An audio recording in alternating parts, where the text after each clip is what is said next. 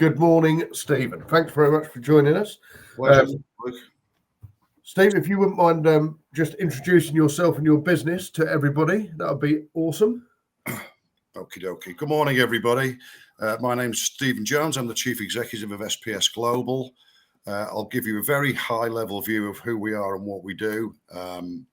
I've been in the renewable energy business for, let's just say, over 35 years, slightly longer than that. And I've worked in most technologies that are out there, from solar, battery storage, ground source heat pumps, etc., etc. My business today builds, constructs, designs, and sells utility scale solar plants and battery storage plants around the world. Currently working in some very far-flung locations like Macedonia, Kosovo, the Ukraine, to name but a few. But also we obviously work in England. We're based in London. And my background, I'm a design engineer for my sins, and we support utilities with building large-scale renewable developments. At the same time, we consult to a number of private clients in England, Scotland, and Wales on designing systems to help mitigate energy costs. So although we do large-scale utility scale deals, we also do a lot of advice around technology. I'm not here to sell you anything. I'm here to try and help.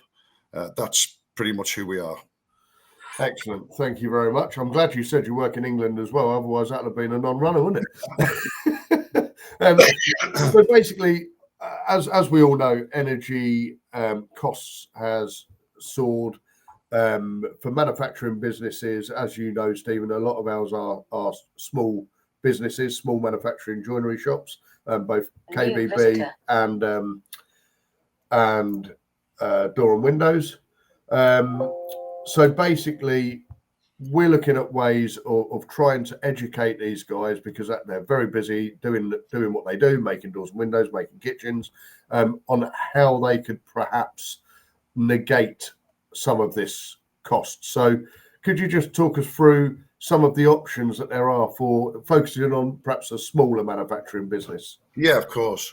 I think, look, everybody's concerned about cost of energy, and it's not going to go away anytime soon. Let's be honest. You know, the UK grid infrastructure is crumbling, which is why everybody's trying to bring renewable energy onto the network. And I think there's a lot of things you can do if you have the appetite to do it. And as much as I want to support, I can only do what I can do with the help of the particular client. So I think the few places you can start, and the first thing to do is look at your energy contract. Now, everybody will say, "Oh, well, there's no point looking at that. It's a fixed contract with British Gas or with EDF or whoever it may be. I can't get out of my contract." Yes, you can. We have a team of people who've been negotiating energy contracts for over 30 years. And whether your contract says you can't get out or not, you can get out. So with a little bit of help from us, which is free of charge, by the way, there's a service that we provide where we'll do an audit of your energy contract and tell you what the other options are in the market on the day. And then if you're willing to sign a letter of consent, which is all it is, for us to represent you, the client, with your utility provider, we will do all the work, and it's free of charge. And that's the first place to really start. I could sit here for half an hour, maybe actually more than that, more like 2 hours, talking to you about wonderful technology like solar, like battery storage, like ground source heat pumps, LED lights, etc., etc., etc. That's great, but somebody's got to pay for it, and it's got to come out of your bottom line. And you know, we do respect the fact that business is tight, costs are high. So what are the easy wins? And I think looking at your energy contract is one of them, certainly a good place to start, because we can negotiate tariffs. So if you've got a business that's 24/7 and you're on a day-night tariff where your electricity is expensive during the day but cheaper in the evening, there are some great solutions out there to help you store energy during the night, and then use it during the day, thus reducing your daytime energy costs.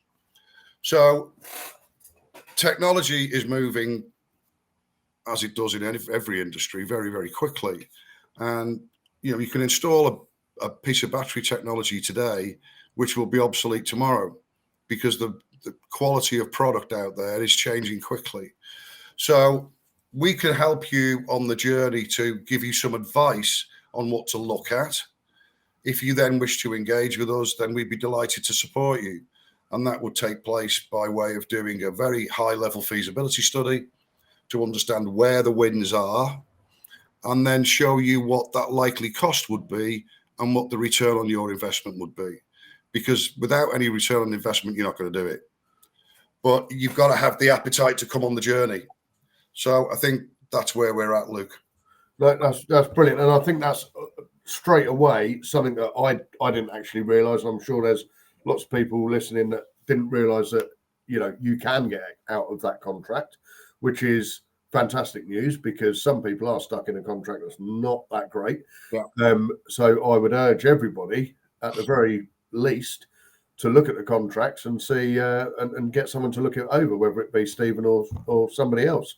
And what sort of return on what sort of investment, if you were looking at a very small scale? Because I have no idea, Steve. So sorry, I know it's how long's a bit short, but if you've got to a storage battery for a small factory that's got five people in it, for example, what sort of cost would that battery be, and what would the return on investment cycle be?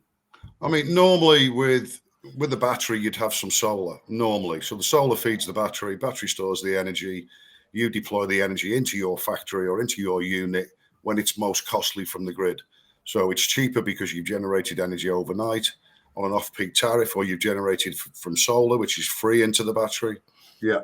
A 10 kilowatt battery can cost you anything from £7,000 to £15,000, depending on which technology, which battery chemistry, which supplier.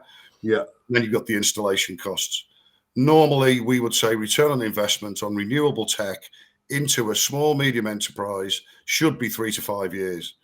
If it's more than that, being really brutally honest, don't do it.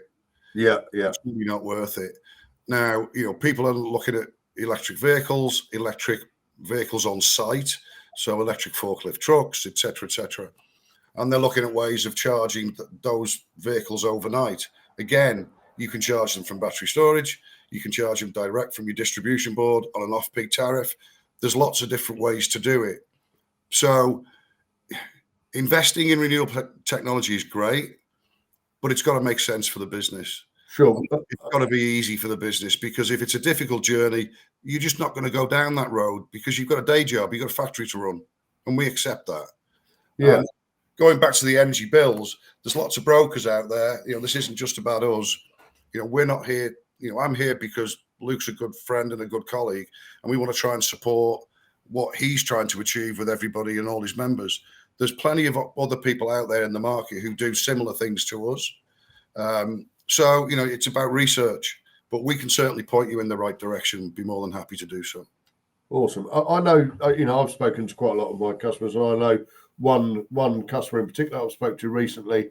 Their bill is over £7,000 a month. So that is a lot of, for a small business, that's a big bill. So it does appear that it's well worth looking at. And I'm right in thinking, Stephen, that there is grants out there. I'm not asking you to start listing off grants, but there is grants. What does that sort of look like? Is it 50% match funded, or what sort of things out there? There are grants out there. I've got to be brutally honest. I can't lie to people. I'm not a great believer, because it can take 12 to 18 months to get a grant over the line. Right. They are out there, and I know some clients who've got them, but on large scale. So I wouldn't want to mislead anybody and say there are grants out there for the small, medium enterprise. There are. What the application process looks like, I don't have any idea, Luke. I can't give you more information than that. But there are government grants available for renewable technology. There's grants available for EV, and there's obviously tax breaks for EV as well. So if you've got an EV fleet, or you're looking to get an EV fleet, it's certainly worth considering going, having a word with your accountant, because they'll know people. Again, I can refer you to a couple of grant organisations that I know and have known for many years, but we're out of it. That's not what we do. Yeah, sure. So if there's one message you would give to our audience today, what would that be? I think I already know the answer to this, but well, look, I think I love what I do. I'm very passionate about what I do, and we're passionate as a business about what we do. And I think, start with your energy bills. Have a look at it. Now, forgive me, there's a lot of business leaders in the room, and I'm not being disrespectful. I sometimes struggle to read a utility bill because some of the stuff that's on there makes absolutely no sense, particularly when you're working overseas with different utilities from different countries. Have a look at your contract. If you can't understand it, talk to a specialist. As I said, more than happy to have that conversation offline with whoever wants to have that initial conversation, and we'll point you in the right direction. Look at your contract, see what that looks like. Then look at your energy spend, see what your daytime tariff is, look what your nighttime tariff is. Is there a difference? A lot of the utilities are trying to get everybody on flat rate, day, night. So you pay the same at night as you do in the day. Not ideal. But you want to try and get as much off grid as you possibly can to reduce your electricity costs, and be more than happy to support anybody on that journey. That's brilliant. And you also work quite closely with James Halligan. I can't think of his company's name now, but as a broker. And I can personally vouch for that, because I was in my contract come up for renewal. I went out to 3 or 4, I think. James was a recommendation through BITA, which is British. What is it? British Arms Trading Alliance. British Arms Trading Alliance. Jesus, my brain. Told you I didn't feel well. James come up trumps for me. It was a no-brainer. He blew everyone else out of the water, and it was just literally give him my utility bills, have a quick conversation. And he went off and done the rest. So. They're really good lads. They do our work for us. So we're in partnership with James Halligan on that note. And, his guys know what they're doing, and they will have the conversation with the utility on your behalf. So you don't even have to get involved. All you have to do is sign a letter of consent, and that's free. So, and be willing enough just to dig your bill out. That's it. Yeah. So, yeah. And most people are getting their bills online anyway, so it's just forwarding an email. Absolutely. Well, thank you very much for the insight, Stephen. If you drop onto a table when we go back to the floor, then anyone that wants to come talk to you, please feel welcome. Thank you very much, Luke. Good to see you. Thank you. And